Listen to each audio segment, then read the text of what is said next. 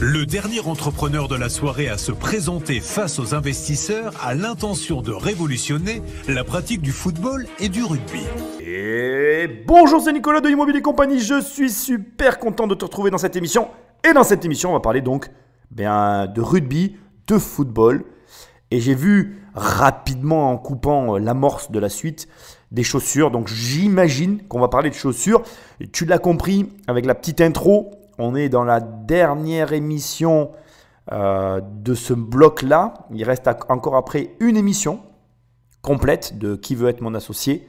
Et on aura terminé les Qui veut être mon associé. Donc, c'est difficile pour moi de te dire combien il reste d'analyses d'entrepreneurs. Mais il y en a encore quelques-uns. On n'a pas tout à fait fini. On sort là d'une petite parenthèse de 2 interviews. Il faut que tu saches qu'il y a d'autres interviews qui doivent normalement arriver sur la chaîne. Donc, au milieu de tous les podcasts d'analyse que je peux faire, je cale toujours des interviews quand j'ai l'occasion de t'en mettre. Je trouve que c'est très intéressant et ça nous permet un petit peu d'avoir du changement pour pas toutes les semaines n'avoir que des analyses. Je veux que tu saches aussi rapidement, je te le répète, mais une fois qu'on aura fini les analyses de Qui veut être mon associé, on reviendra sur de l'analyse de reportage telle que je le faisais avant dans la saison 2, parce qu'on peut donner des saisons à ces émissions, et peut-être qu'on aura aussi des émissions où je parle de choses et d'autres. Nous verrons à ce moment-là, quand on aura fini les dernières analyses de la dernière émission de Qui veut être mon associé, qui est donc la prochaine émission qui arrive prochainement. Ça fait beaucoup de fois prochain dans le mot, mais tu m'as compris.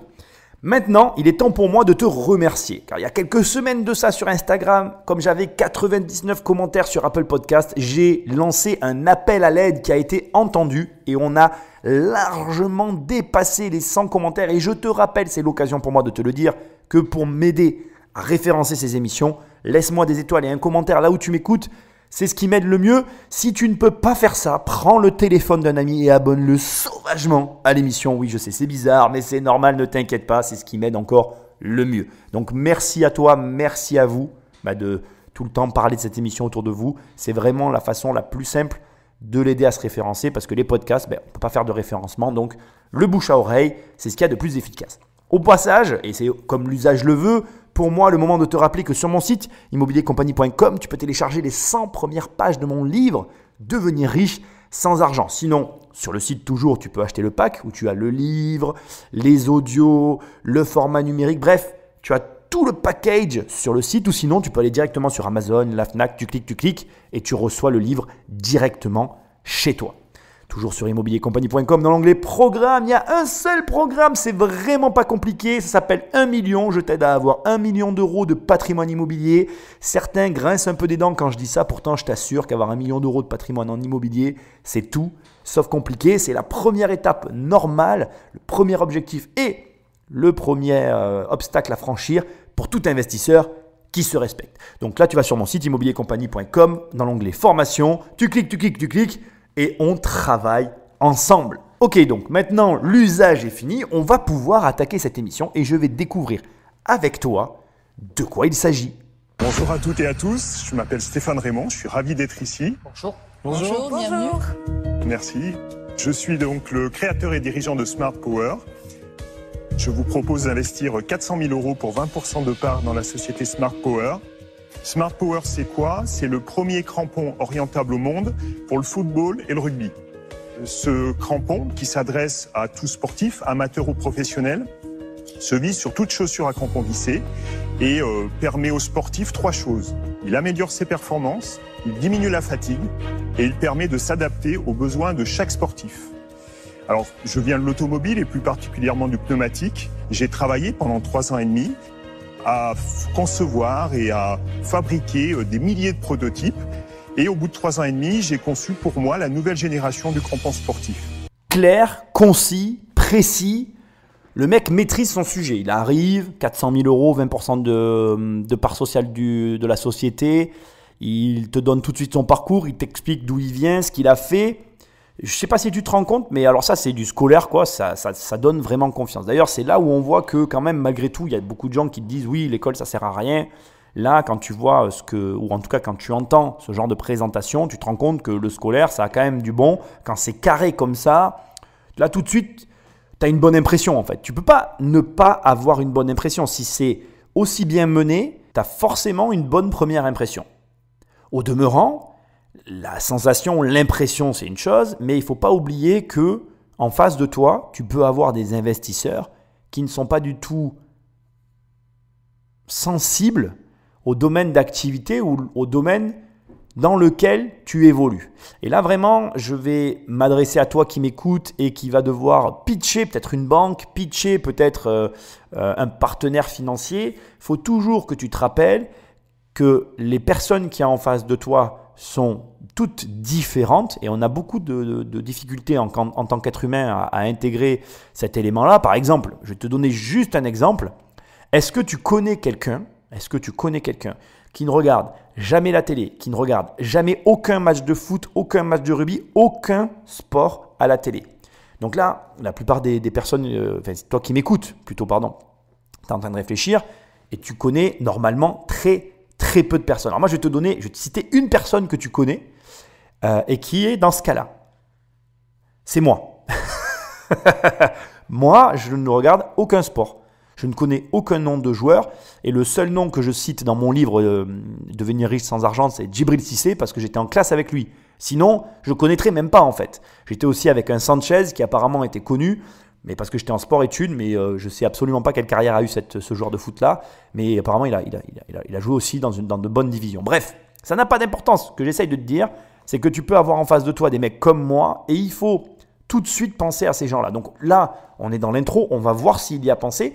Mais je veux qu'à partir de maintenant, tu te dises que c'est possible. Tu peux avoir un mec comme moi qui n'a jamais rien vu à tout ça et qui pourtant, et je vais encore parler de moi pour le coup parce que je sais que sur ce point-là, je suis un petit peu un phénomène, je ne dénigre absolument pas l'argent et le potentiel financier du football parce que, toujours pareil, hein, je m'excuse, c'est pas pour le ramener à moi, mais c'est pour te donner vraiment un profil, on va dire, particulier que je connais forcément très bien parce que c'est moi-même.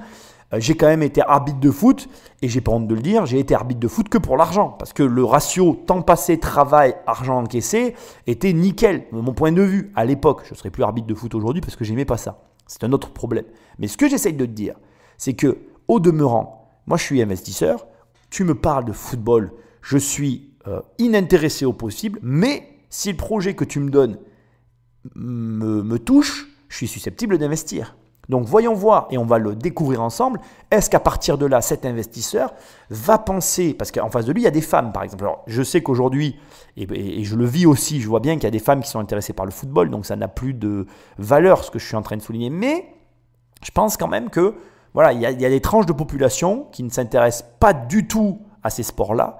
Et ce n'est pas pour autant que ces gens-là ne peuvent pas investir dans ta boîte. Et donc, est-ce que tu penses à ces gens-là dans tes pitchs? Est-ce que même toi, je te pose la question, est-ce que toi, quand tu montes un projet, que tu vas le présenter, dans le projet, tu penses à parler au mec à qui ça ne va pas, enfin, au potentiel personnage qu'il va y avoir en face de toi, la potentielle personne qu'il va y avoir en face de toi, qui n'est absolument pas intéressée par le sujet que tu amènes sur la table.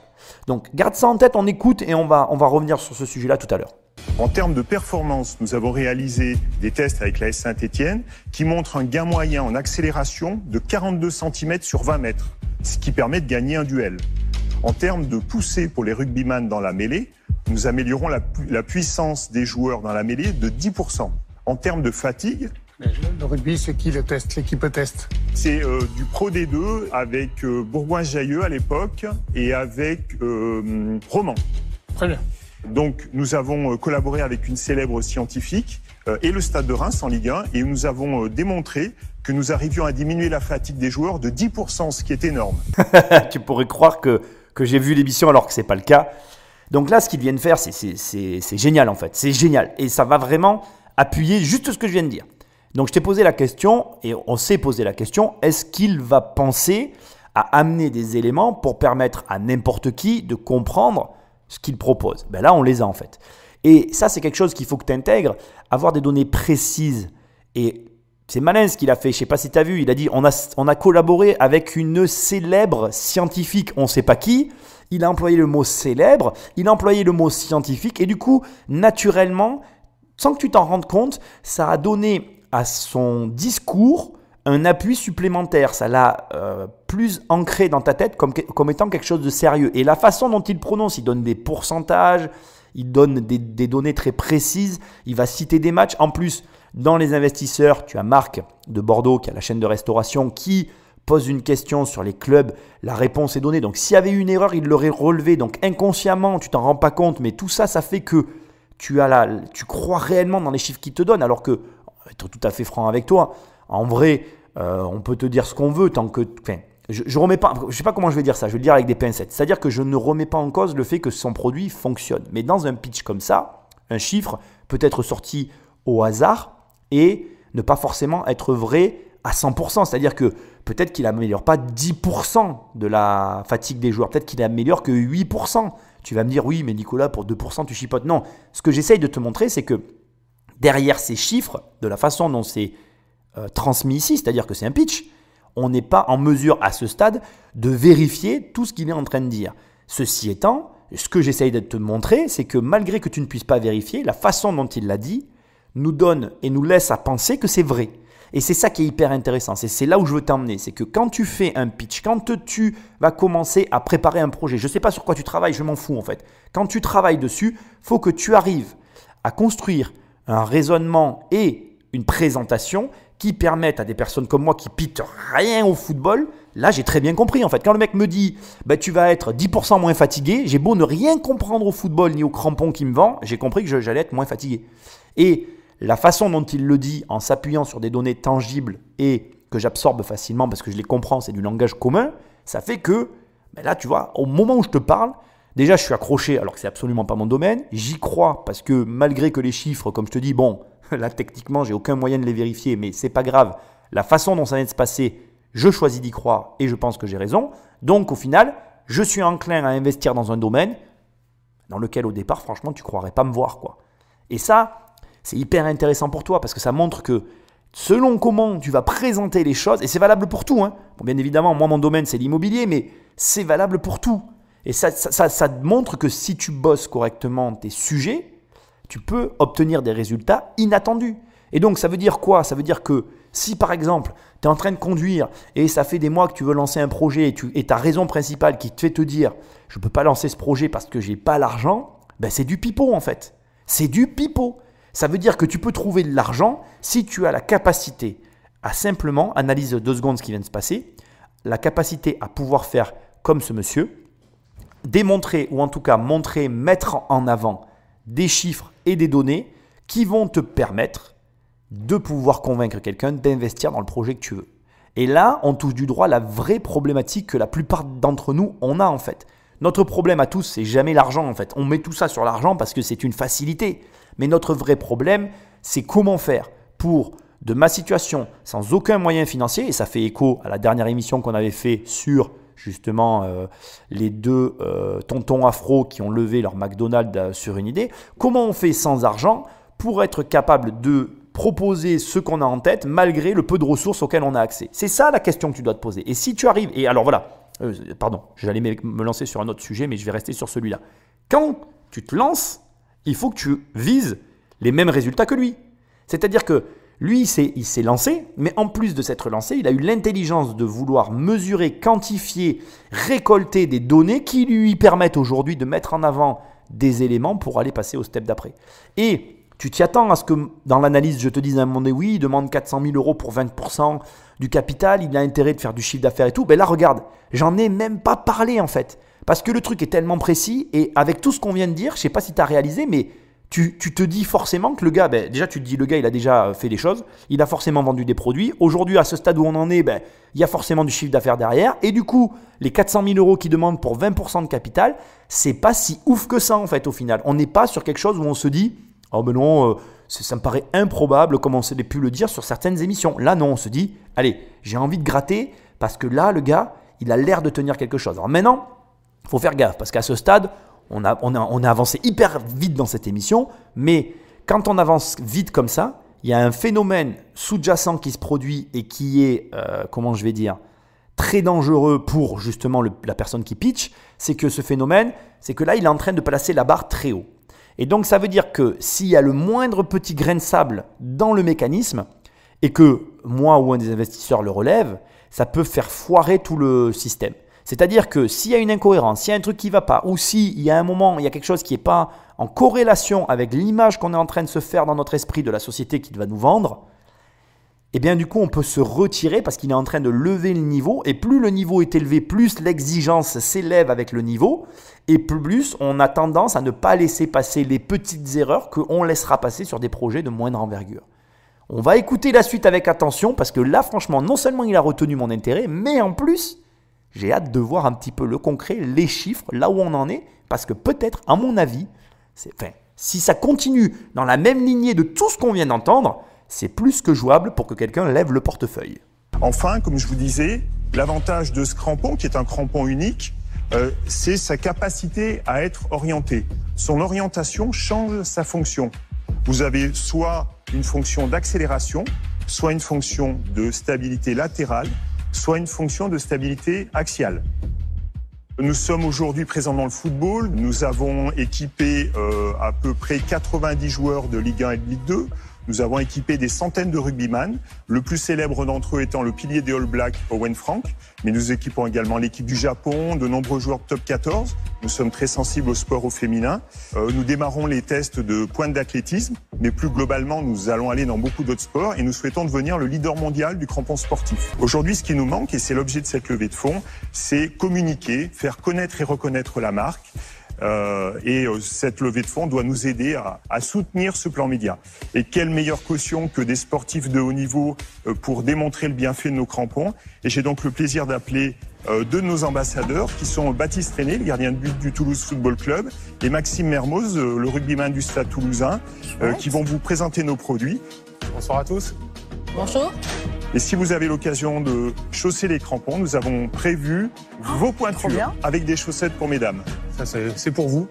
Alors j'arrête ici l'émission, c'est compliqué là, je t'avoue que j'ai un petit peu cherché où j'allais couper parce que après ils vont manipuler les crampons, on va avoir l'occasion de revenir sur ce point-là. Là je vais souligner deux comportements antagonistes, opposés.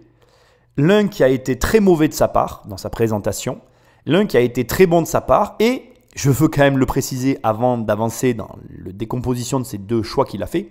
Je veux te dire qu'il a respecté cet ordre, c'est-à-dire qu'il a dit quelque chose qui n'était pas bon, qu'il n'aurait pas dû dire, puis il a dit quelque chose qui était très bon et qu'il a justement dit juste après. Donc je pense que peut-être, on va le voir ensuite, mais le second a fait oublier le faux pas du premier. Donc tout était parfait jusque-là, et bien évidemment, je veux que tu remarques une chose. Je veux que tu remarques à ce stade une chose. Tu as remarqué, et il est arrivé sur le point de la raison de sa levée de fonds. La raison de sa levée de fonds, c'est sa médiatisation, le besoin d'être vu. Et je ne sais pas si tu l'as remarqué, mais c'est le problème de beaucoup d'entrepreneurs. Depuis qu'on fait cette émission, c'est soit le marketing, soit la médiatisation, soit c'est souvent les deux en fait. D'ailleurs, avec Catherine, la dame en rouge, on a notre petite histoire qui a commencé depuis le début de ces émissions, qui finira peut-être bien ou mal, j'en sais rien. Mais ce que je veux te dire, c'est que souvent, moi, je fais du pied à Catherine parce que j'ai la sensation que plein d'entrepreneurs devraient la prendre elle parce qu'elle a cette capacité avec le web et grâce au web à créer de la visibilité. Mais du coup, elle est souvent sur sa réserve parce qu'elle ne trouve peut-être pas le projet qui fait chaussure à son pied. Tu vois ce que je veux dire? Mais là où je t'emmène et là où je veux en venir, c'est que le problème de la médiatisation est un vrai problème. Attention, je ne le remets pas en cause et je le consens. Mais je veux que tu saches une chose qui est hyper importante. Aucun banquier, aucun financier n'aime donner de l'argent pour médiatiser quelqu'un. C'est une raison. Et même moi, je vais te l'avouer, hein, même moi je fais l'erreur. On fait tous cette erreur. C'est-à-dire que cette partie-là, cette partie qui est une partie hyper importante de ton business, comment se faire connaître, comment faire de la pub, comment se développer, comment développer son aura. The question.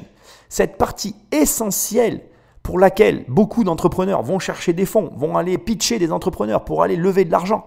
Cette partie-là, elle ne doit jamais figurer dans une demande de financement. Jamais, jamais, jamais. Et si ces émissions doivent te servir à quelque chose, si tu dois en tirer une déduction hyper importante, c'est celle-ci. Tu dois te dire que tu ne peux pas demander de l'argent pour de la médiatisation. Donc, ton travail en tant que chef d'entreprise, c'est de te dire comment je vais arriver à me médiatiser, comment faire pour réussir à me faire connaître, par quel vecteur, par quel canal et surtout, comment je vais faire pour trouver l'argent pour le faire. Parce que point caché derrière tout ça, si je te dis que les financiers n'aiment pas, si je te dis que tu ne peux pas le faire, si je te dis que tu ne peux pas le demander, ça veut dire que tu dois te démerder pour trouver de l'argent. Parce que ne nous mentons pas. Si je te dis que tu ne peux pas le demander, je ne te dis pas que ça ne coûte pas d'argent. Bien au contraire, c'est sûrement un des postes qui devrait, quasiment te coûter le plus cher, qui devrait te demander le plus d'investissement. Or, laisse-moi te poser une question, surtout si tu es chef d'entreprise. Quel est l'investissement aujourd'hui que tu alloues à la publicité, à l'élargissement de ton audience et à la mise en place de canaux pour te faire connaître? Mais ce n'est pas la peine en fait que tu me répondes. Cette partie-là, elle est très souvent négligée et on se retrouve dans des émissions comme celle-ci avec moi où je t'explique qu'en fait, ils font une erreur gravissime. Donc, à partir de maintenant, je vais juste te donner un exercice très simple pour moi à énumérer, à te donner, très compliqué pour toi à mettre en place. À partir d'aujourd'hui, il faut que tu lances des campagnes de vente, des campagnes donc, avec le but donc, de promotionnel, par exemple, une campagne promotionnelle avec le but d'obtenir un chiffre d'affaires en face. Donc, par exemple, tu vas te dire, je sais pas, tu vends des chaussures, tu vas te dire, je vais vendre ce mois-ci pour 50 000 ou 100 000 euros de chaussures. Ça va me dégager 3 x 5, 15 000 euros de marge. Et ces 15 000 euros, d'accord, je vais les allouer à une publicité.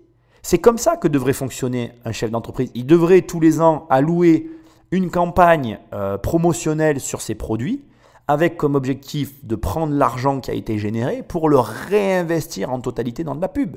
D'ailleurs, laisse-moi te dire une chose, il y a une énorme différence entre les entrepreneurs qui font de la pub et les entrepreneurs qui n'en font pas. Et écoute, moi j'ai pas du tout honte en fait de parler de ça, hein. C'est pas mon problème en fait. Mais regarde, tu vas me prendre moi. Je reçois des messages, je reçois de plus en plus de messages. Les gens me disent « Oh putain, on ne te connaît pas et tout. » J'ai jamais fait de pub sur Internet. Et d'ailleurs, on ne va pas se mentir, si ma partie web ne marche pas, c'est parce que je ne fais pas de pub sur ma partie web. Est-ce que c'est intelligent? Non, c'est débile en fait. C'est une erreur grotesque. Mais pourquoi je ne le fais pas? Parce que j'en fais sur d'autres points. Par exemple, je vais te donner un contre-exemple. Quand moi, je poste une annonce de mes appartements, je paye. Il y a beaucoup de gens qui me disent « Oui, moi, tous les mercredis, je ne paye pas et je renouvelle mon annonce Le Bon Coin. » D'ailleurs, je te vois en train de sourire parce que tu le fais. Gros radin, va. Mais moi, je paye. J'ai toujours payé pour l'immobilier pour que mon annonce soit en premier. Pourquoi? Parce que si je suis en premier, c'est moi qui ai le meilleur locataire, c'est pas toi. Donc, à un moment donné, il ne faut pas être débile dans la vie. Il faut arrêter de dire « Ouais, moi, j'aime pas la pub, gna gna gna. » Mais arrête. La preuve, le gars, il a besoin de 400 000 balles. Il faut bien qu'il élève. Pour faire quoi? De la pub. Le problème là qu'il va rencontrer, parce que les petits investisseurs comme moi, on a noté, c'est que moi je ne vais pas lui donner 400 000 balles pour qu'il les mette dans la pub. Parce que maintenant, en creusant un peu le pourquoi en fait, pourquoi ça pose problème en fait? À ton avis, pourquoi prendre de l'argent à un mec pour de la pub, ça pose problème? Je vais te le dire pourquoi. Parce que si tu viens me voir et que tu n'as jamais fait de pub, ben tu n'en as jamais fait. Donc si tu n'en as jamais fait, tes 100 000 euros, les 100 premiers 1000 euros que tu vas dépenser dans la pub, tu vas les dépenser pour rien en fait. Parce que comme toute activité, quand tu n'en as jamais fait, tu ne sais pas faire. Donc, il faut le temps d'apprendre. Et si tu ne sais pas faire et que tu prends même une agence de com, ça va te coûter une blinde. Et au début, c'est pareil, tu vas faire des erreurs. Mais moi, je n'ai pas envie de payer tes erreurs. Si tu viens me voir et que tu me dis, Nicolas, ça fait 10 ans que je suis sur le marché, j'ai dépensé 3 millions d'euros de pub, je génère tant d'euros avec la pub, j'ai besoin de ça pour de la pub, de ça pour le R&D, de ça pour ça. Enfin, tu vois, tu me mets un plan où il y a de la pub à l'intérieur, mais où il y a d'autres éléments qui fait qu'il y a une cohérence. Mais là, je te finance en fait. Parce que je sais, je me dis, ah, le mec, il a déjà fait de la pub, donc il sait comment ça marche. Mais il y a plein de gens qui n'en ont jamais fait en fait. Quand tu parles avec la plupart des gens, ils détestent la pub, donc comme ils détestent, ils ne veulent pas en faire. Mais d'où en fait? À quelle heure? Mec, regarde, je veux dire, tu as une voiture comme moi qui roule à l'essence. Je veux dire, on sait très bien qu'aujourd'hui, la planète, peu importe que tu sois écolo ou pas, je ne suis pas écolo, je te rassure, mais on sait très bien qu'à un moment donné, le pétrole, c'est problématique, il va falloir arrêter. Tu vois, on le sait, c'est comme si tu fumes, tu vois, tu sais qu'à un moment donné, il va falloir arrêter. Ce n'est pas la question en fait, tu le sais, mais tu le fais quand même. Donc, viens pas m'emmerder avec la pub, quoi. À un moment donné, arrête d'être débile. De la pub dans ta boîte aux lettres, il y en a à moudre. Donc, tu crois que Carrefour dépense des millions et que ça marche pas? Mais ça marche en fait. C'est pas parce que ça marche pas sur toi que ça marche pas en fait. Ça marche. C'est juste qu'à un moment, il faut que tu arrives à te dire, ok, j'ai un mauvais avis sur la pub, mais peut-être que je vais m'y intéresser. Parce que peut-être qu'en fait, il y a quelque chose à gratter. Et tu ne te retrouveras pas dans le cas de ce mec-là qui est là à nous pitcher son explication. Ouais, moi, je veux 400 000 euros de pub. Ouais, c'est ça. Ouais. Allez, va voir là-bas si on n'y est pas. Bon, ok. Je vais arrêter parce que là, je pourrais en parler des heures. Ok. Deuxième point, il a super bien fait. Très malin, en fait. Donc, on voit. Alors, tu vois, le paradoxe dans cette situation, c'est que le gars est bon marketeur. Il fait venir des stars du football et du rugby que je ne connais pas, bien évidemment. Donc, ça, moi, ça ne marche pas sur moi. Mais peut-être que ça marche sur ceux qui savent qui ils sont. Et en plus, très malin, il dit on va pouvoir tester le produit si vous voulez. Donc là, pareil, même si tu ne testes pas, ça montre quoi? Ça dit, ton cerveau, il se dit, attends, le gars est vraiment sûr de lui parce que s'il est prêt à me faire tester, ça veut dire qu'il n'a aucun doute sur le fait que même en testant, même si j'aime pas le foot par exemple, ben, je vais ressentir une différence. Donc, à partir du moment où le gars il dit, on peut tester, en fait, il a gagné. Donc ça aussi, pense-y en fait. Si tu as un produit que tu peux le faire tester, dès l'instant que tu oses amener le produit et le faire tester, tu as gagné en fait. Parce que ton cerveau, il se dit, attends, mais s'il est là, il me le fait tester, c'est qu'il est sûr du truc. Et on parle de 10% de récupération en plus. 10% pour que tu les sentes physiquement tout de suite, c'est que le truc est vraiment efficace. Donc ça, c'est très bien en fait. Et du coup, ça gomme carrément l'erreur qu'il a faite juste avant. Maintenant, est-ce que ça la gomme au point comment je vais dire ça? Est-ce que l'erreur qu'il a faite de demander de l'argent pour de la pub va être gommée au point que les investisseurs soient prêts à investir? On va le découvrir ensemble. Et en matériaux, il y a quoi? Aluminium et plastique. Ok. Le footballeur, c'est qui? C'est moi. C'est vous, le gardien de Toulouse, C'est ça. Ouais, et vous avez beaucoup de collègues qui les utilisent? Ouais, Stéphane, il s'est déplacé sur Toulouse en fait pour présenter la gamme à mes coéquipiers. Et il y en a quand même pas mal qui ont adhéré au système parce qu'en fait, il y a beaucoup d'accroches sur le terrain. Et c'est vraiment nous ce qu'on cherche sur un terrain pour éviter les glissades parce que, ouais, voilà. Et moi, surtout en tant que gardien de but, j'ai pas le droit à l'erreur. Tout ça, bien sûr. Et pour les appuis latéraux, même pour les dégagements et tout, j'avais beaucoup d'appréhension. Et donc, ils font des réglages spécifiques pour le gardien, comme ils peuvent faire pour un défenseur. Voilà, c'est ça. Il y a des schémas. Bien sûr, il y a des configurations types, mais le réglage peut être très fin. Personnalisé. Soit le joueur est un joueur classique qui rentre dans les configurations classiques, mais il a la possibilité de faire un réglage sur mesure. Et par rapport à des crampons classiques, le confort est sans égal. En effet. J'ai envie de Vous vous le dire. voyez tout de suite. Moi, tout de suite. Ça vous va à ravir, c'est parfait. Merci, c'est bien moi, c'est tout moi. Mais attends, comment vous dites que ça améliore la performance? Donc vous, tous les deux, vous avez testé? Je joue avec moi. Et à quoi vous mesurez que ça améliore votre performance? Moi, où je sens vraiment la différence, c'est lorsque, par exemple, je vais faire un 6 mètres ou un dégagement. Attends. Alors, un 6 mètres, c'est quand le ballon sort en dehors du terrain. La forme du ballon, parce qu'elle ne sait pas le sport. Donc, en fait, gardien, il n'y a pas que les mains, il y a les pieds aussi. Donc, ça nous arrive de jouer avec les pieds. Quand les terrains étaient gras auparavant, j'avais beaucoup d'appréhension. Donc, du coup, je laissais mon corps plus droit pour dégager. Donc, le ballon, il était moins précis.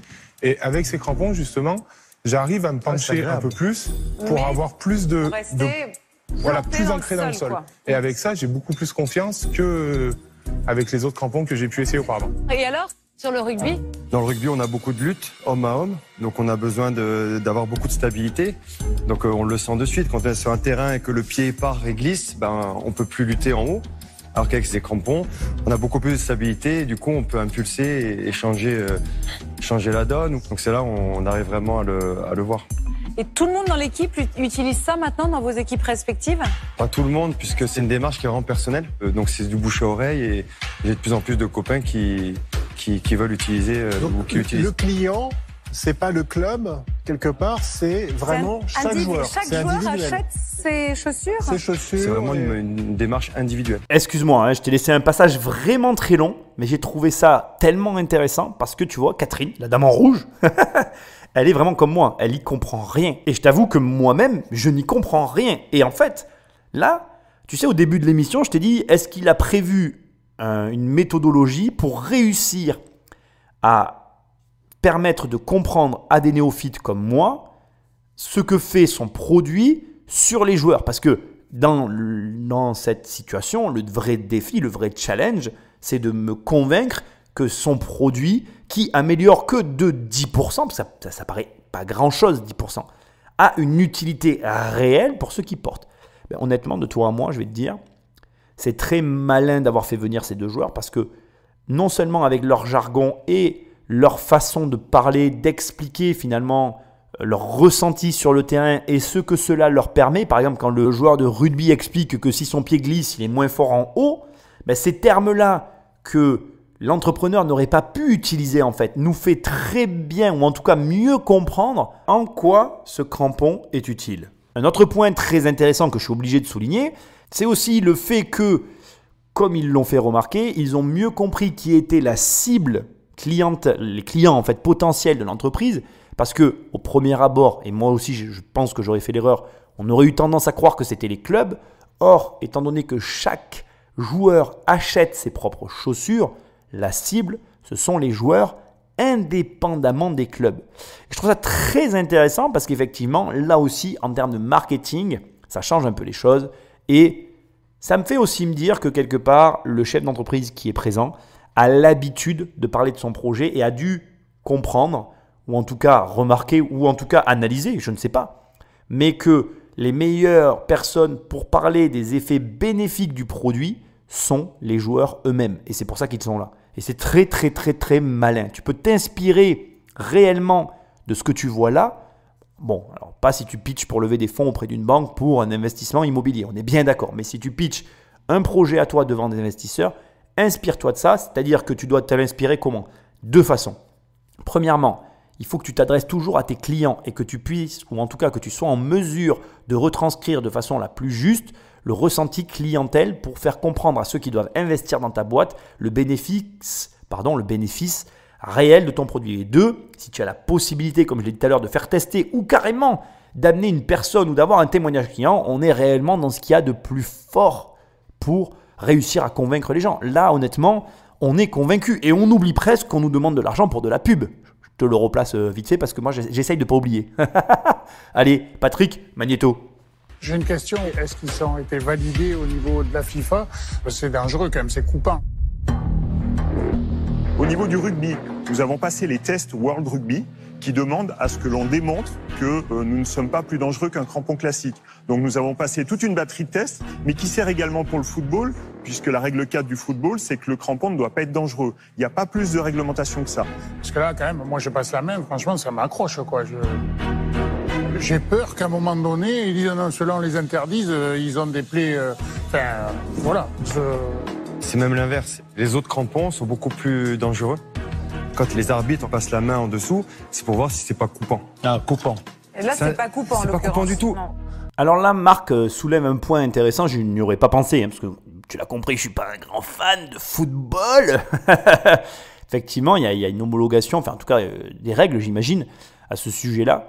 Et c'est vrai que moi, de mes souvenirs, à l'époque, ça commence à remonter quand j'étais arbitre, j'ai pas souvenir de consignes particulières de vérification de crampons. Bon, mon plus gros match, c'était de la D2. Je sais même pas trop, enfin, je me rappelle de ça, je sais que c'était bien. Bon, voilà, bref, peu importe, c'est pas la question. Mais ce que j'essaie de te dire, c'est qu'effectivement, il a raison. Il faut qu'il y ait une homologation et si c'est pas homologué ou si ça finit par ne pas l'être, c'est pas bon pour l'investissement. Je pense que là, on est réellement dans un combat de connaisseurs et que c'est interdépendant de la relation que tu vas avoir avec le sport. Par exemple, moi, je suis très peu sensible à ce que vient de dire Marc. Ce que je me dis, c'est qu'aujourd'hui, en tout cas, c'est autorisé en l'état, puisqu'apparemment les joueurs l'ont contredit en lui disant non, au contraire, ils sont super. Enfin bref, ils peuvent les porter. Donc pour l'instant, c'est sur le terrain, pas de problématique. Et deuxièmement, je me dis, je te donne mon raisonnement, c'est des crampons orientables. Le fait que même si FIFA ou je ne sais pas quel organisme leur disent écoutez les gars, il faut les réduire, ça ne change en rien le fait qu'ils puissent toujours les orienter. Donc au final, la technologie n'est pas contradictoire avec la mise à une norme éventuelle si elle devait arriver. Maintenant, question légitime, problématique soulevée légitime, réponse encore plus qu'idéale puisque ce sont les joueurs qui ont répondu pour le mec qui vend les produits. Maintenant, il faut qu'on soit très clair, si demain c'est interdit, c'est interdit. C'est un risque, voilà. Si tu n'es pas prêt à l'encourir, t'investis pas. Si tu es prêt à l'encourir, t'investis. Ça nous amène sur un point que je trouve intéressant, qu'on n'a pas non plus l'occasion de trop aborder, mais qui là, je vais pouvoir t'en parler rapidement. En définitive, c'est à toi d'évaluer ce genre de choses. Là, tu vois, dans la situation dans laquelle on est, c'est une impasse. C'est-à-dire que tu n'auras aujourd'hui, Marc a raison de le souligner, mais il n'y a pas d'interdiction de la FIFA. Donc, si par exemple moi je choisis d'investir et que Marc choisit de ne pas investir pour cette raison, aucun des deux n'a tort, aucun des deux n'a raison en vrai. C'est-à-dire que c'est une évaluation et toi, ton calcul que tu dois faire en tant qu'investisseur, et en tout cas si je choisissais d'investir, c'est le calcul que je ferais, je me dirais est-ce que l'argent que je gagne sur une courte période est suffisamment rentable pour que je prenne le risque de perdre l'argent? C'est ça la question que je me poserais. Par exemple, je dis une connerie, mais admettons, je mets 100 000 € et que sur 3 ans, je récupère 75 000 € et qu'en plus, je me suis bardé à lancer la boîte. Même si j'ai perdu 25, Potentiellement, je le ferai. Et peut-être que sur 3 ans, j'aurais récupéré, sur mes 100 000, j'en aurais récupéré 300. Là, j'aurais pas eu de regret. Mais c'est un jeu. Et là, ça te montre qu'il y a un moment donné dans la vie, tu ne pourras pas avoir tous les éléments en ta faveur. Il y aura toujours du positif et du négatif. Moi, comme je le dis souvent, quand j'achète un immeuble, il y a toujours un appartement de merde. Il y a toujours dans l'immeuble un appartement qui est moins bien que tous les autres. C'est comme ça en fait. Et tu peux rien y faire. Donc après, je ne me focalise pas sur l'appart. Je me dis juste comment je peux l'améliorer. Je l'améliore au maximum de ce que je suis capable de faire. Et puis point à la ligne. Je prends l'appartement mauvais avec tous les autres qui sont super. Et ça, c'est comme ça. Et là, ça te permet de te dire, voilà, est-ce que tu prends à ta charge la responsabilité du fait que peut-être la FIFA interdira ces crampons. Voilà. Je ne peux pas t'aider, personne ne peut t'aider. C'est une décision personnelle, un calcul personnel. Et il y a des gens comme moi, sur 100 000 € investis, ils sont prêts à en perdre 25. Il y a des gens qui ne sont pas prêts à perdre un sou. Voilà, les comportements après s'ajustent en fonction des marges sur lesquelles on travaille. Est-ce qu'on peut parler un petit peu chiffres ? Bien sûr. Combien ça coûte ? Quel est votre chiffre d'affaires ? Enfin voilà, dites-nous un petit Bien peu. sûr. Est-ce que Alors, vous en êtes ? dans les magasins, ça coûte entre 19 € et 25 € le jeu de crampons pour un joueur complet, ce qui comprend la clé, les rondelles de réglage, enfin tout ce qui est nécessaire. Nous avons réalisé 100 000 € pour la première année. Est-ce que vous êtes au prix du marché ? Vous êtes supérieur On est à peu près à 1,5 fois le prix marché, le plus cher. Ah, plus cher. Par exemple, un crampon haut de gamme, si on est à base 100, on va être à 140, 150. Tous les combien ils changent leurs crampons? Je leur demande à eux. Vous les changez 1 fois par an, 2 fois par an? C'est ça la question? Ouais, une fois ou 2 par an. Même un amateur, c'est un jeu de crampons par an, hein, pas moins. Hein. D'accord. Combien ça coûte à fabriquer? Quelles sont vos marges? On a un taux de marge moyen, puisque ça dépend beaucoup des articles, de 47%. 47%? Parce que c'est pas un taux de marge fantastique, mais on n'a pas encore l'effet volume. Je sais que ce que je vais dire concerne la France, mais on voit bien qu'il n'y a quasiment plus de réseau de distribution de magasins de sport à part quelques grandes enseignes. Vous êtes présent dans ces grandes enseignes. Exactement. Et malgré tout, vous faites 100 000 € de chiffre d'affaires. Mais le produit est lancé depuis un peu plus d'1 an. Il faut bien se dire qu'on est sur un produit de rupture et la rupture fait peur.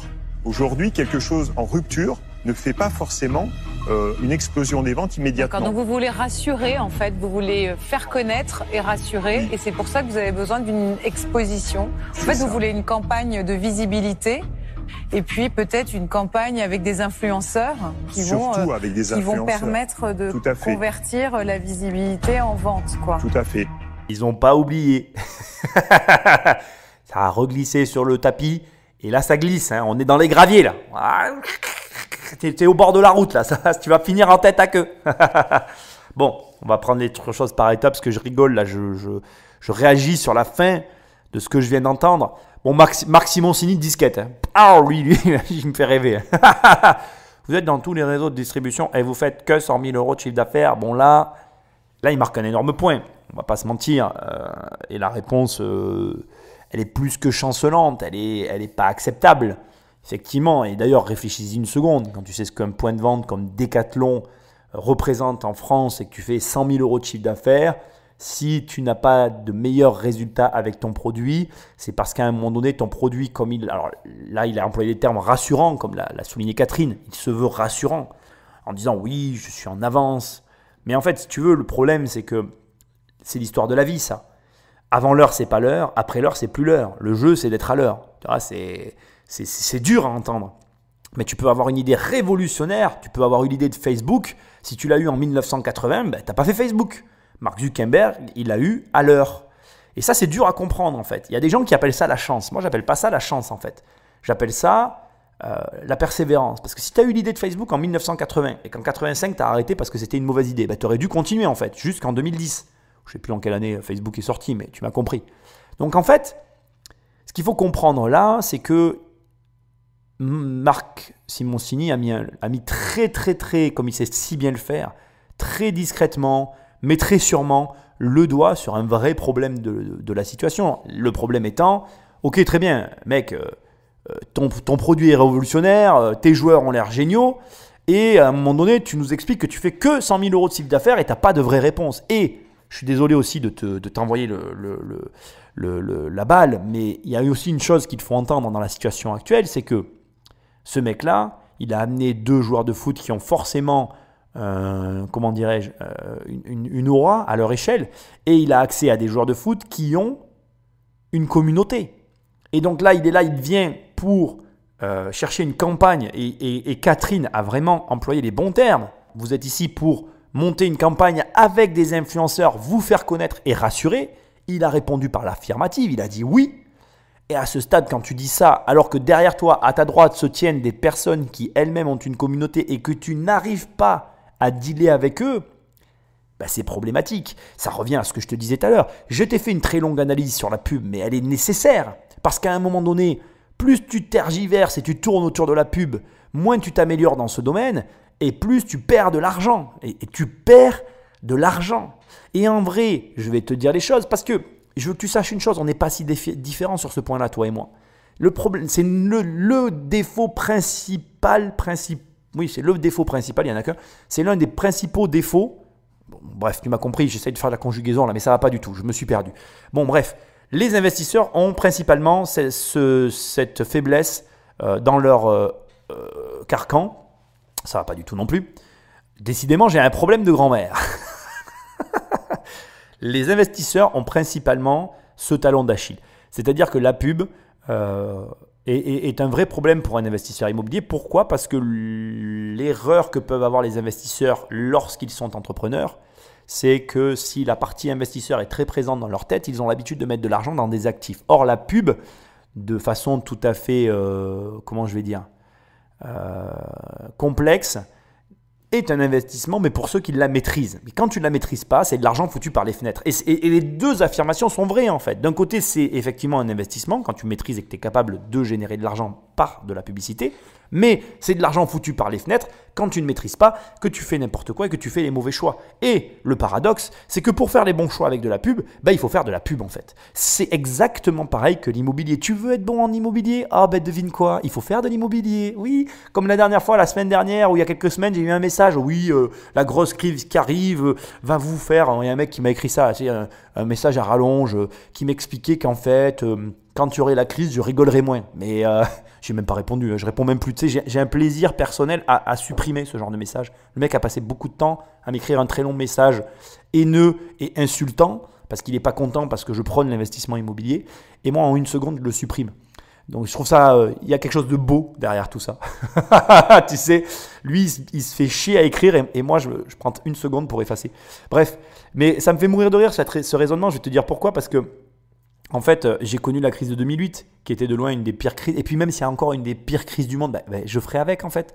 Et quand ça sera fini, je continuerai à acheter de l'immobilier. En fait, ce que les gens ne comprennent pas, et c'est pareil pour tout, mais même moi, ce que je ne comprends pas avec la pub, c'est que tant que j'en ai pas fait, je ne peux pas comprendre. Et si tu m'écoutes et que tu hésites à acheter de l'immobilier, tant que tu n'en as pas fait, tu ne peux pas comprendre en fait. Et émettre un jugement alors que tu juges sans ne jamais avoir fait, ça ne sert à rien. Et en fait, tu fantasmes. Tu fantasmes sur le fait que des personnes vont faire faillite parce qu'ils ont fait des crédits immobiliers. Tu fantasmes sur le fait que la société va faire faillite. Tu fantasmes en fait. Et c'est toujours pas là. Et tant que c'est pas là, c'est un fantasme. Ça ne veut pas dire que ça n'arrivera pas. Ça veut juste dire que tant que tu l'as pas fait, tu fantasmes. Et fantasmer, tu sais quoi ? Ça rapporte pas d'argent. Ça te fait pas gagner d'argent de fantasmer. Ça te fait fantasmer. Donc c'est très bien pour toi. C'est très dommage. Mais il y a un moment donné, il va falloir te prendre par la main et te dire, allez, je vais un peu essayer. Et oui, tu vas perdre de l'argent. Oui, c'est dur. Oui, c'est difficile. Mais voilà, regarde, là, j'ai cafouillé. J'aurais pu couper au montage mon cafouillage de grand-mère. Je l'ai laissé. Voilà, je me suis dit, allez, sois fou, laisse-le. On s'en fout. Tu trouvais pas tes mots. C'est pas grave. C'est pas grave. Et en fait, perdre de l'argent pour gagner de l'argent, c'est jamais grave. Par contre, perdre de l'argent en sachant qu'on en perd, là, c'est très grave. Donc, je vais te donner un exemple. Tu prends ton argent et tu vas t'acheter une voiture. Voilà. Là, tu sais que tu perds de l'argent, c'est débile. Tu prends ton argent et tu vas t'acheter un immeuble. Tu le fais dans le but de gagner de l'argent. Là, c'est pas grave si tu perds de l'argent à l'arrivée. Et ça, en fait, tant que tu ne l'as pas fait, tu ne peux pas comprendre. Donc là, maintenant, on arrive au moment du jugement dernier. Non, je te rassure, c'est par rapport à l'émission que je dis ça. Je ne crois pas que l'économie va se cracher. Enfin, je crois rien. Moi, je crois en rien, en fait. Je regarde ce qui arrive. Tu vois ? C'est très différent. Alors, j'essaye de croire en moi parce que je trouve que c'est déjà assez difficile de croire en soi. Donc, j'essaye de bien croire en moi. Alors, je le fais du mieux que je peux, mais des fois, j'ai des problèmes. Mais après, pour le reste, j'attends que ça arrive, en fait. Donc, tant que c'est pas là, je fais comme si ça n'arriverait jamais, en fait, puisque c'est pas là. Bref, on va voir maintenant le jugement dernier. Est-ce que quelqu'un va lever le portefeuille ou non? Très sincèrement, je suis parti dans un délire total pour te dire qu'en gros, demander de l'argent pour de la pub, c'est une grosse erreur. C'est une grosse erreur. Les mecs qui sont assis là, ils auraient kiffé financer la R&D du produit, tu vois. Par exemple, tu dis à Marc de Bordeaux, la FIFA m'a non homologué, on est en plein développement pour se faire homologuer par la FIFA et on a déjà fait X milliers d'euros de chiffre d'affaires. Bon voilà, là ça aurait marché. Là, en l'état, ça va être compliqué. Autre point négatif, je ne l'ai pas souligné, mais tu l'as compris à force de suivre ces émissions. 100 000 euros de chiffre d'affaires, demander 400 000 euros contre 20% de la boîte, ça va pas, non. C'est pas possible. Tu peux avoir la meilleure idée du monde, tous les brevets de la terre. Pour faire de la pub, j'ai un peu du mal à lever le portefeuille. Hein, on va voir, mais moi, je crois que c'est non. Merci. On va peut-être remercier nos ambassadeurs. Merci beaucoup. Bravo. Merci à vous. Merci d'être venu. Moi, vous regardez jouer. Et bravo aux gardiens parce que c'est un des meilleurs gardiens de Ligue 1. Ah, c'est gentil, merci. Franchement, Merci beaucoup. Voilà, bravo. Moi, j'appuie. Bravo. Moi, j'ai une immense tendresse pour ce produit parce que quand j'étais gosse, je jouais à Marseille au foot. Alors je mettais des crampons en acier, mais on jouait sur des terrains en béton, quoi. Et donc on patinait beaucoup, mais on avait l'impression qu'on ne pouvait pas être un bon joueur de foot si on n'avait pas des crampons en alu. Donc on faisait des flammes à l'arrière. C'était terrible. Ça reste un produit nouveau sur un marché qui est énorme. Vous levez à la fois beaucoup d'argent parce que par rapport à la taille de votre entreprise, c'est beaucoup. Par rapport au marché du foot, c'est pas beaucoup. Donc on voit bien qu'on est dans une démarche de business angel très très tôt, avec pas mal de risques. Le fait que vous devez imposer un nouveau modèle et essayer de convaincre, c'est en général là que sont les risques les plus importants au départ. Donc je vais devoir passer. Bon, je ne vais pas faire de l'analyse de l'analyse. Marc vient de résumer la situation parfaitement. Rappelle-toi de ce que je t'ai déjà dit, et ça me paraît important de le rajouter maintenant. Quand Marc parle en premier, c'est terrible en fait. C'est terrible parce que c'est un des plus gros investisseurs français actuellement. C'est un de ceux qui a le plus d'expérience. Et en fait, c'est ce qu'on appelle l'influence du groupe. Tu ne peux pas, une fois que tu as entendu ça, te dire « Ah ben j'y vais, allez c'est bon, je m'en fous de ce que dit Marc ». Non, c'est pas possible, ça t'influence. Et quand il te dit c'est là où tu prends le plus de risques, il le dit. Et il résume très bien la situation. Voilà, par rapport au marché sur lequel tu es, c'est rien. C'est trop tôt, encore une fois. Et encore une fois, on est sur quelqu'un qui n'a pas utilisé l'ensemble de ses ressources. Et là, il est en train de le payer. C'est très dommage. Essaye de ne pas faire pareil. En plus, si tu m'écoutes, tu n'as pas d'excuses. Parce que du coup, avec ces émissions, tu es en train de prendre plein de compétences. Tu t'en rends pas compte, mais ça va te faire réfléchir. Ça va t'aider à voir les choses différemment. Et pareil, je ne connais pas le profil de cette personne, mais un manque de ressources, c'est aussi un manque de mauvaise gestion personnelle. Et c'est là où, malgré que je sois plutôt en opposition sur les principes de la liberté financière, je suis aussi, et je dois le reconnaître, en accord sur certains points. C'est-à-dire que si à un moment donné, tu gères correctement ta vie, que tu as des biens immobiliers qui tournent depuis des années, c'est des appuis sur lesquels tu peux aller chercher des fonds, putain. Moi, aujourd'hui, si demain, je dois aller lever de l'argent, je peux mettre un de mes biens en garantie et récupérer du fric. Et ça, c'est un atout. Donc, à un moment donné, c'est aussi à toi, en tant que bon gestionnaire de ta vie en général, parce que la vie, c'est une gestion, en fait. Que ce soit ta vie de famille, ta vie personnelle, ta vie sentimentale, ta vie professionnelle, ta vie d'investisseur, nos vies sont un ensemble de facettes que nous gérons tous à notre propre sauce, à notre propre façon. Et donc, c'est à toi de gérer correctement pour ne pas te retrouver dans une situation comme celle-là. Parce que, je vais être abrupt avec toi, je suis vraiment désolé, mais 100, 200, même 400 000 euros quand tu es investisseur immobilier, que tu as bien fait tes affaires, si tu as des biens que tu peux mettre en garantie, tu les as en fait, sans aller voir des gars, sans aller scinder ta boîte. Donc, ça veut dire que tu dois apprendre à gérer ta vie de façon générale et être capable de relier les points. Parce que c'est là où on voit les vraies personnes en fait. C'est-à-dire que, admettons, tu m'écoutes et tu as des biens immobiliers et tu es en train de lancer une boîte et tu as besoin de 400 000 euros pour financer de la pub. Moi, je vais te poser une question en fait. Est-ce que tu es capable de mettre un bien en garantie pour aller financer ta pub ? Moi, je suis quelqu'un qui fonctionne très simplement en fait.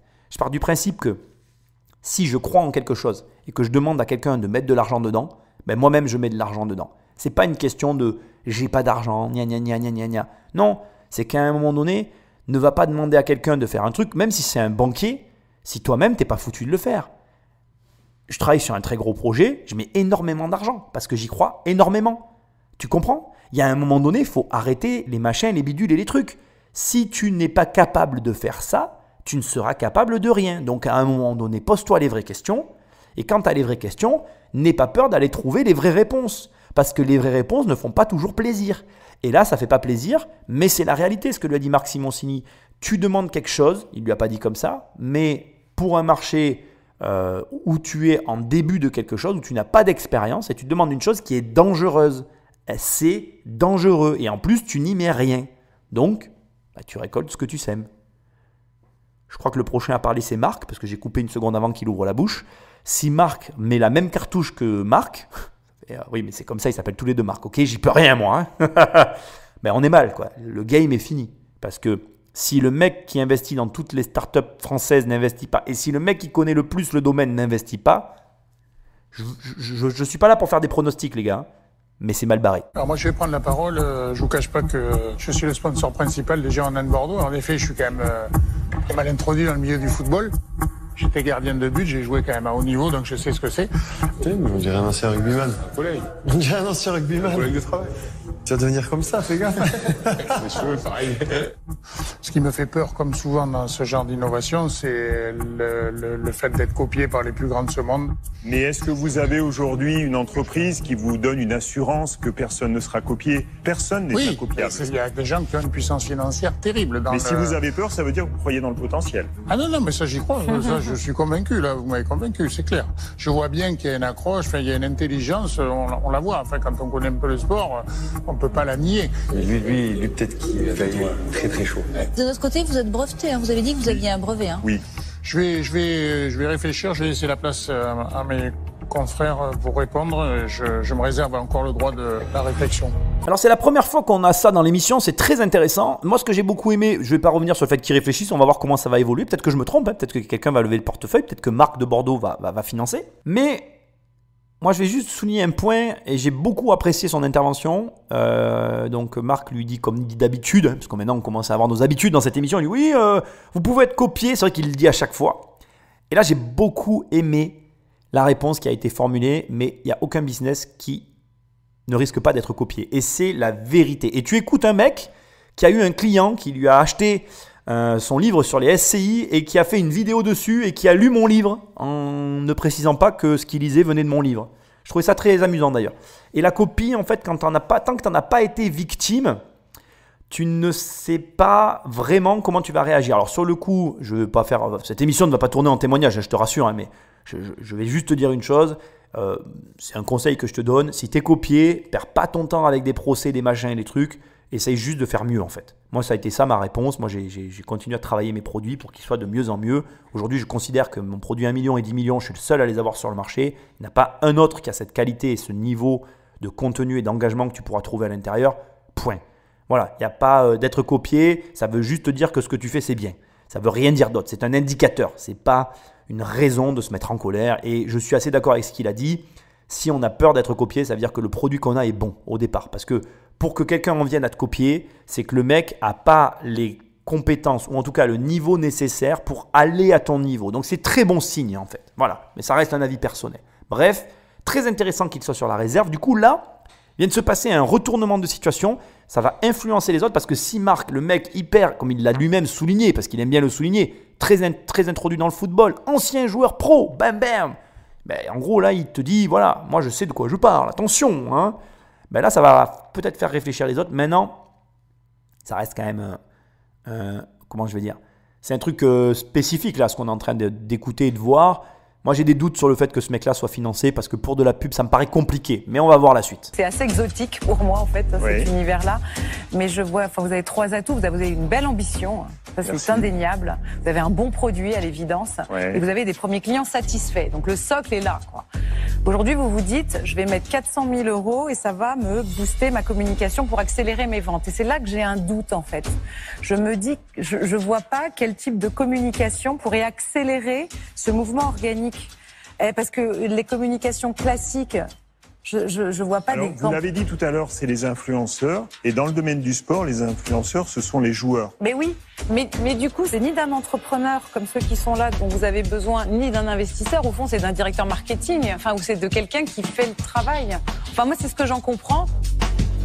Du coup, à ce stade, je me dis que vous n'avez pas besoin de moi, donc je vais me retirer. Catherine, elle est surprenante. Mais en même temps, là, elle a très bien résumé ce que moi, j'ai passé toute mon émission à te dire. Et elle rajoute par-dessus mon analyse un point, effectivement, qui n'est pas des moindres. Elle dit, vous avez besoin d'un directeur marketing. Et c'est fort probable qu'elle ait raison. Après, c'est vrai que moi, je la vois comme une professionnelle des réseaux. Et d'ailleurs, je sens que, j'ai mangé le nom de ce pauvre chef d'entreprise, mais je sens qu'il voyait en elle le potentiel de la personne dont il a besoin. Et moi, je le vois souvent aussi parce que c'est vraiment une professionnelle du web et de la communication. Donc, elle a ce truc-là. Mais, encore une fois, je la comprends parce que elle résume bien la situation que moi-même je t'ai résumée. C'est-à-dire que comme le socle est là, comme il a dans ses ressources qu'il a déjà, il a tout ce qu'il faut, elle ne voit pas en quoi elle peut être utile en fait. Et c'est vrai. Et il y a un point qu'elle va souligner, sur lequel maintenant je vais rebondir, parce que je ne vais pas trop dire ce que je t'ai déjà dit dans toute l'émission. Elle rajoute un élément que je voulais souligner tout à l'heure, mais j'ai un petit peu oublié. Vous avez en plus une très belle ambition. Il veut devenir le numéro 1 du crampon dans le monde. Et ça, c'est vraiment hyper important. Il faut avoir de l'ambition comme ça. Il faut viser la première place. Briguer la première place, c'est la manière la plus saine et sereine de déployer ton entreprise. Et du coup, il a totalement raison dans son ambition. Maintenant, il néglige énormément ses ressources, ou en tout cas, il n'a pas conscience qu'il a dans les mains ce qu'il faut sans avoir recours au financement pour atteindre l'objectif qu'il se fixe. En tout cas, il a largement de quoi développer, déployer sa boîte avant de passer par un financement. Et je vais même te dire que, je vais même rejoindre Catherine sur un point, c'est-à-dire que, et même Marc Simoncini, c'est même trop tôt parce que s'il levait des fonds alors qu'il augmentait son chiffre d'affaires, non seulement il lèverait plus d'argent, mais ça serait plus à son avantage. Là, s'il arrive à avoir de l'argent, je vais même aller plus loin parce que l'analyse qu'elle vient de faire où elle dit, en gros, vos bases, votre socle est bon. Et c'est vrai ce qu'elle dit et je la rejoins, c'est-à-dire, comme son socle est bon, s'il continue à déployer sa boîte avec un bon rythme, il va l'augmenter et il va pouvoir avoir accès à plus d'argent et à un meilleur niveau de rendu global sur son entreprise que là, finalement, il ouvre une porte à des gens à un moment crucial et à un moment qui est inopportun pour lui permettre de peut-être atteindre de plus hauts sommets s'il levait de l'argent plus tard. Je ne sais pas si j'ai été clair, donc je vais te le dire autrement. En gros, en prenant l'argent maintenant, il prend le risque de ne pas atteindre ou de ne pas lever plus d'argent parce que, en fait, en gros, si tu veux, une boîte, elle se développe en fonction de l'argent auquel elle a accès. Donc, plus elle a accès à de l'argent, plus elle se développera vite et fort. Donc, il faut que tu lèves des fonds quand tu es en capacité de lever le plus d'argent possible. Donc, il ne faut pas en lever trop tôt et il ne faut pas non plus en lever trop tard parce que quand c'est trop tard, c'est que tu es mort. Donc, il faut prendre de l'argent. Donc, tu montes ta boîte donc aussi, avec les associés que tu veux et tout, etc. Tu la montes. Quand tu l'as montée et que tu as atteint un certain niveau, il faut être à un point idéal pour avoir accès au plus d'argent possible. Là, il a accès à 400 000 euros, mais peut-être qu'il pourrait avoir accès s'il attendait à 4 millions. Et avec 4 millions, tu ne fais pas la même chose qu'avec 400 000. Et ça, c'est très dur à comprendre en fait. Il faut le vivre aussi pour le comprendre. Bref, c'est une émission où je t'aurais dit, vis tes expériences. Hein. Bon, on va voir le suivant parce que, bon voilà, je suis quand même assez d'accord avec Catherine, mais je suis encore assez déçu de voir qu'elle ne participe pas à une aventure exotique comme elle le dit elle-même. Stéphane, vous êtes quelqu'un de très posé, vraiment très cramponné, on pourrait dire ça au sol. Mais c'est important, c'est une qualité, vous démontez pas, vous avez réponse à tout. Sans maîtrise, la puissance n'est rien. Je n'osais pas le dire. Et la maîtrise, on la voit. Et donc bravo pour ça.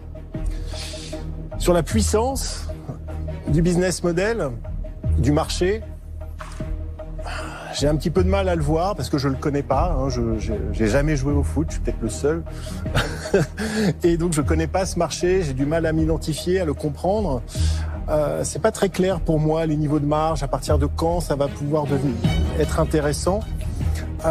Donc je vais passer. C'est noté, merci quand même. J'apprécie tout particulièrement son analyse parce que c'est vrai que ce qu'il vient de dire est totalement vrai. On ne peut pas enlever à ce chef d'entreprise sa maîtrise complète de sa boîte, réponse à un gars dans lequel tu veux investir. Par contre, je suis assez halluciné parce que dans la dernière émission qu'on a fait sur Qui veut être mon associé, il a quand même investi dans une idée.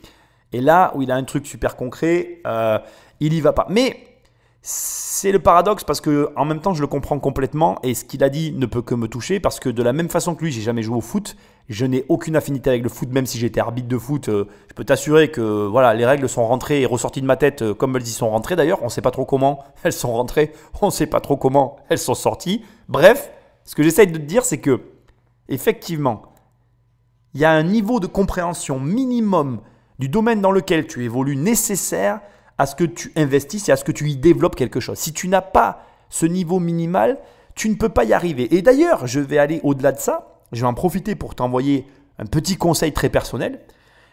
Si tu hésites, si par exemple tu es une personne qui veut se lancer à son compte et que tu hésites pour diverses raisons, tu hésites à te lancer à ton compte dans un domaine d'activité donné. Eh bien, à mon avis, c'est parce que justement, de la même façon, Eric, ici, tu n'as pas le niveau ou le degré de connaissance, ou en tout cas, il te manque quelque chose dans ce domaine d'activité qui te permettra de te lancer. Je pense très sincèrement que pour pouvoir se lancer et s'épanouir en créant sa boîte dans un domaine d'activité, il faut avoir ce fameux niveau de connaissance dont il est état ici. Et je t'invite très sincèrement à ne pas considérer qu'une formation suffise. Et c'est là où, et je vais être très franc avec toi, moi-même je vends une formation et je vais dire un truc tout à fait transparent. Si par exemple, tu n'as jamais, je vais te dire plutôt comme ça d'ailleurs, si tu n'as jamais investi dans l'immobilier, tu prends par exemple ma formation et tu investis dans l'immobilier, mais j'ai totalement conscience que ça ne suffira pas pour que tu puisses être en mesure de réaliser si oui ou non l'investissement est fait pour toi.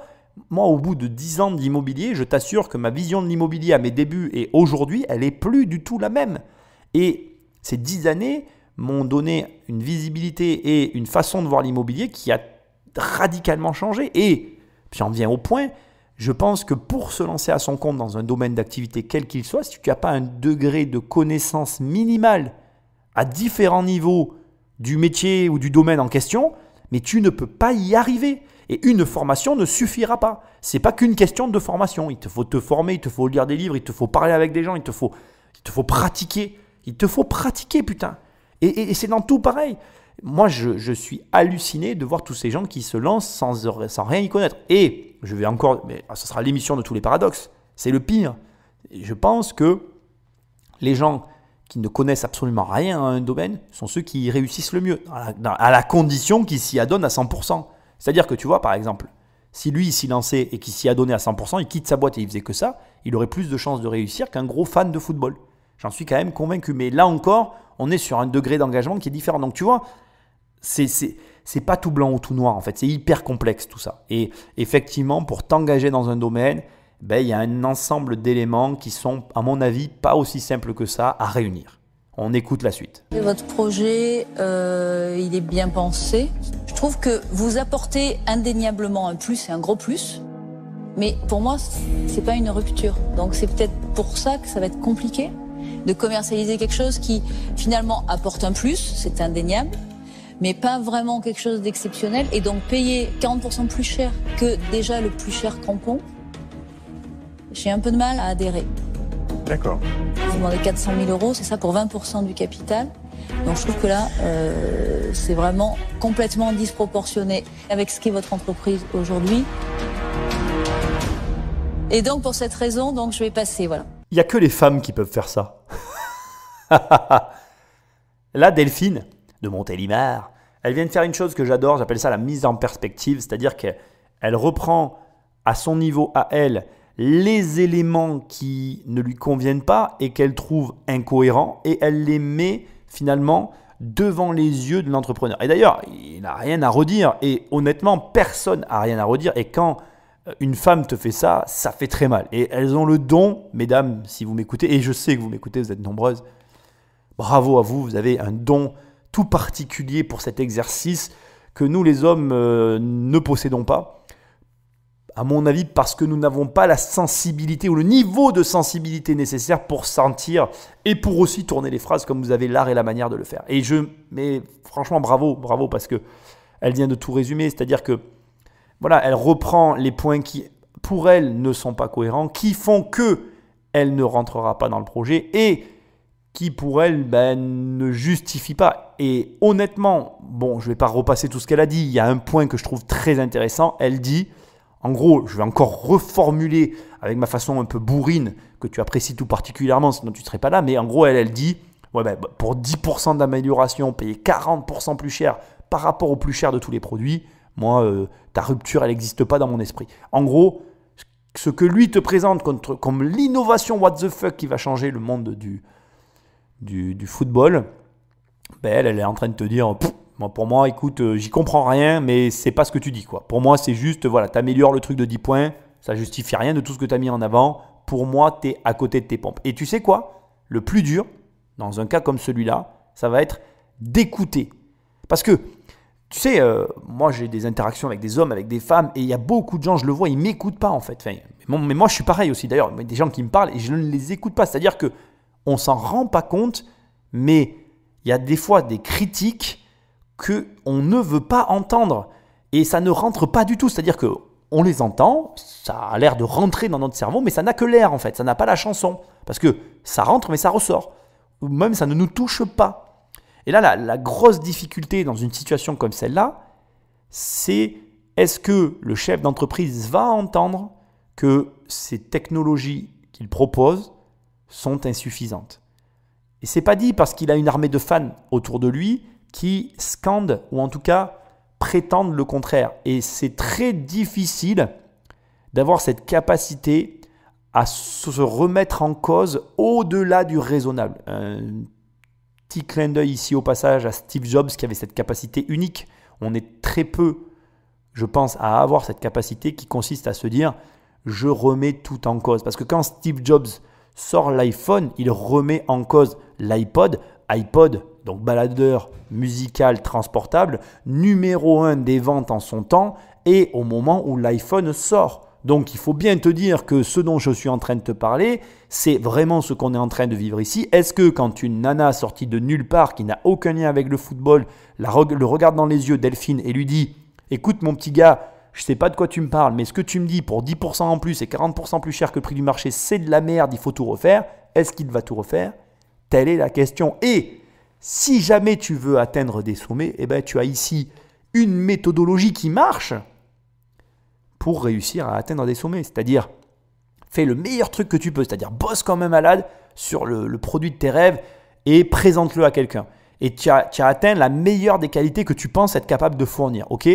Là, tu le présentes à la personne, oh, c'est génial. Et là, qu'est-ce que tu fais ? Tu prends le produit, tu le redémontes et tu refais encore mieux, même si tu ne penses pas pouvoir faire mieux. Ben voilà. Ça, c'est ce qu'elle est en train de lui dire. C'est très difficile à faire. C'est très difficile, ne serait-ce qu'à entendre. Donc, ben voilà, la question est, sommes-nous capables de nous remettre en cause à ce point-là ? Je n'ai pas la réponse pour toi. J'ai la réponse pour moi. Adviendra que pourra à chacun d'entre nous. Mais je te conseille d'écouter avec attention ce genre de remarques. Alors c'est moi qui vais conclure puisque j'étais dans la réflexion. Alors contrairement à l'analyse qu'a fait Delphine, je ne suis pas d'accord parce que c'est un ensemble de détails qui fait la différence et les crampons étaient un détail très très important. Moi la première chose déjà que je peux vous apporter, déjà vous aurez un rendez-vous avec le staff des Girondins de Bordeaux qui est quand même pas la dernière équipe au niveau national, puisqu'on va dire qu'on est dans les 5-6 plus grandes équipes nationales sur les 20 ou 30 dernières années. Donc ça, c'est garanti déjà. Après, en effet, la valorisation, moi je trouve que vous faites un petit chiffre d'affaires, 100 000 €. Donc je suis prêt à vous suivre de bien mettre 400 000 €. Mais par contre, en contrepartie, je vais vous demander de monter le curseur à 25%. Je peux dire oui. Bon, alors j'ai besoin de réfléchir un peu. Je vous remercie déjà pour la proposition, ça me fait vraiment plaisir. Elle est double. Ouais. 400 000 €, c'est quand même une somme. Hein. Oui, ouais, c'est vrai. C'est beaucoup. Hein. Et puis plus le contact, enfin c'est pas pour le vendre, pour vendre marque, hein, mais... Ça se trouve pas sous le crampon d'un cheval. Je suis d'accord. Ni d'un joueur. Est-ce que je peux prendre un petit temps de réflexion ? Allez-y. Bien Allez, sûr. Allez-y. Je vous en Je prie, reviens dans quelques minutes. À tout à l'heure. Bon, vous avez vu ce qu'il a proposé, non ? Oui. Il faudrait que je calcule quel ballot ça fait. Stéphane prend le temps de la réflexion. C'est un moment crucial dans le développement de son entreprise. Alors là, sur le coup, et je te vois, hein, tu dois te dire, le mec est malade. Il a eu ses 400 000 € et il dit qu'il va réfléchir. 400 000 € plus un contact au Girondins de Bordeaux garanti, moins, au lieu de 10-25%, le mec s'en va. Sur le coup, c'est ta réaction. Et elle est, mais normale. Je te rassure, j'ai eu la même. Mais quelques secondes après, je t'ai mis les autres passages et il dit, je calcule la valorisation. J'ai laissé vraiment ce passage de façon précise pour une simple et bonne raison, c'est que depuis le début, ce que j'ai mis en avant sur cet entrepreneur, et tu l'as compris, c'est son côté scolaire, ce côté de bonne présentation et finalement, indirectement, je pense que entre lignes, tu l'avais lu, ce côté de précision, ce côté à cheval, carré, qu'il peut laisser transparaître au travers de sa présentation. Et jusqu'au bout, tu le retrouves et c'est tout à fait logique et légitime en bon entrepreneur d'aller recalculer ta valorisation et du coup ton positionnement dans la boîte parce que, encore une fois, dans ces émissions, je te le répéterai jamais assez, mais on n'a pas tous les éléments. Ce sont des entretiens qui durent plusieurs heures, qui sont remontés. Il y a des dossiers, il y a des papiers, il y a des chiffres appuyés derrière. Donc tout ça, tu ne le vois pas pour que ce soit plus fun, plus entertainment. Et du coup, ce qui nous manque en fait, c'est est-ce qu'il y a un autre associé? Quelle est la répartition? Parce que quand tu commences à faire rentrer quelqu'un à 25% dans une boîte, tes prises de décision ne sont pas les mêmes. Ton rayon de braquage, ou en tout cas, c'est pas tout à fait vrai, c'est pas le rayon de braquage, pardon. C'est plutôt ta mobilité n'est plus tout à fait la même. Un associé qui a un quart d'une boîte, dans une prise de décision, ça commence à peser en fait. Et du coup, c'est très très très logique ce qui est en train de se passer là. Parce que tu ne rétrocèdes pas un quart de boîte comme ça. Et d'ailleurs, je ne serais pas surpris si jamais il a des associés, parce que étant dans le milieu du football, trouver de l'argent, depuis le départ, ça me turlupine quand même. Je me dis, il n'est pas dans la position la plus complexe pour trouver de l'argent. On est dans un domaine où il y a de l'argent en grande quantité. Donc comme il fréquente des joueurs de première division avec de gros salaires, faire rentrer des personnes dans sa boîte ne me paraît pas être l'entreprise la plus complexe du monde. Donc si jamais il a des associés, il peut y avoir une renégociation sur le nombre de parts. Pourquoi ? Tout simplement parce qu'il ne peut pas se retrouver en minorité pour les choix de l'entreprise, parce qu'il reste le porteur du projet, il reste celui qui sait mieux que personne ce qui est bon pour sa boîte.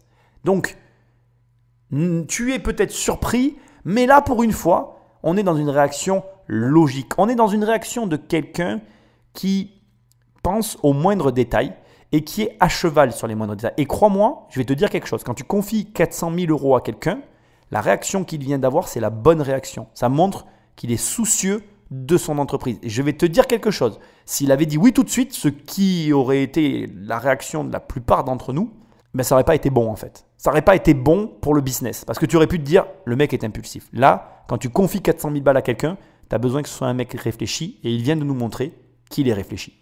Stéphane revient d'un pas décidé et avec un beau sourire. L'important, c'est de croire en ses décisions. Marc, j'accepte avec plaisir votre... Bravo. Merci et franchement, je suis content d'être précurseur en tant qu'investisseur avec toi. Ravi de vous accueillir dans l'équipe. Hein, c'est génial. Merci. On est content pour vous. Ouais. Bravo, merci, bravo, franchement bravo. C'était pas gagné quoi. Au revoir. Bravo. Allez, merci, au revoir. Alors, ce qui est hyper intéressant pour cette conclusion, en tout cas, moi qui je trouve à son petit pesant d'or, c'est les quelques mots de Marc qui dit « Je suis précurseur ». Il a choisi l'angle et la vision de se dire « Je prends le pari, je prends le risque pour être le premier ». Et dans mon livre « Devenir riche sans argent », je te le glisse une deuxième fois dans cette émission. Je suis désolé, mais ce livre, c'est la Bible. J'explique qu'il y a ce que j'appelle une prime au premier. Et c'est ce à quoi est en train de jouer Marc. Ça a une valeur, hein, ça c'est réel. Et sincèrement, je pense que effectivement, quand tu arrives à avoir la prime, le jeu en vaut largement la chandelle. Maintenant, on va être clair, il n'y a aucun moyen de savoir qui aura cette fameuse prime dans tous les domaines qui existent dans le monde. Bien évidemment que c'est hyper intéressant d'essayer de jouer ce jeu-là. C'est un risque qu'il prend, mais à voir s'il a eu raison ou tort. Alors, j'ai, tu sais, fait mes devoirs. Hein. J'aime bien quand même regarder, je te touche quand même un mot.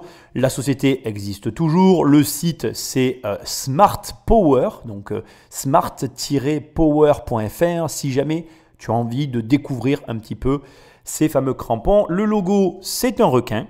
Je trouve ça intéressant.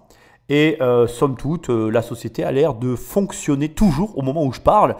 Il n'y a pas de raison qu'elle ne fonctionne pas. Ça reste une société très nichée avec laquelle je pense qu'il y a plein de choses à faire et sur laquelle j'imagine que Marc est en train ou a fait le travail nécessaire. Je n'en sais rien, je n'ai pas regardé la continuité de l'émission sur ce coup-là. Je me suis juste intéressé globalement à la société, parce que je voulais voir si elle existait toujours. Voilà. Pour conclure, je veux quand même te le rappeler, s'il y avait un point central de cette émission que j'aimerais souligner, c'est que 1, tu ne demandes jamais de l'argent pour de la publicité, ou si jamais tu le fais, tu ne le fais pas ouvertement comme ça. C'est un très mauvais axe d'approche, une très mauvaise demande pour obtenir un financement. Ce n'est pas la bonne manière de faire. Deuxièmement, et je crois que c'est vraiment pour moi le point d'orgue de l'émission pour le coup, la publicité, ça ne sert pas à rien. Il faut apprendre à s'en servir et essayer de comprendre les mécanismes qui se cachent derrière. Troisième point, et qui nous touche à nous tout particulièrement les investisseurs, il faut arriver à comprendre le plus rapidement possible que l'investissement, de quelque sorte qu'il soit, est un investissement dans la mesure où on sait ce que l'on arrive à faire avec ses propres capacités.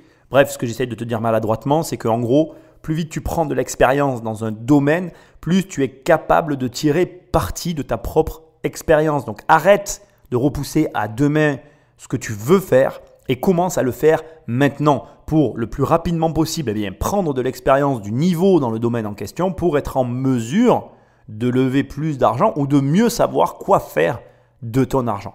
Écoute, l'émission arrive à sa fin. Il y a encore d'autres petits secrets, mais je te laisserai la réécouter si jamais tu en as envie. Si tu veux me rejoindre, tu peux aller sur immobiliercompagnie.com et cliquer dans l'onglet formation pour prendre mon programme 1 million. Sinon, tu peux aller sur l'onglet livre ou à la FNAC ou Amazon, télécharger ou récupérer le livre libre à toi. Et sinon, je voulais quand même te le préciser parce que c'est important. J'ai bien évidemment coupé à la fin de l'émission le passage où le présentateur dit « Ouah, bravo, merci, blablabla, bisous ». Donc voilà, tu n'as pas la fin de l'émission, mais on arrive à la fin de celle-ci. Donc, je suis très heureux de partager ces moments avec toi. Je te dis à très bientôt dans une prochaine émission. Salut!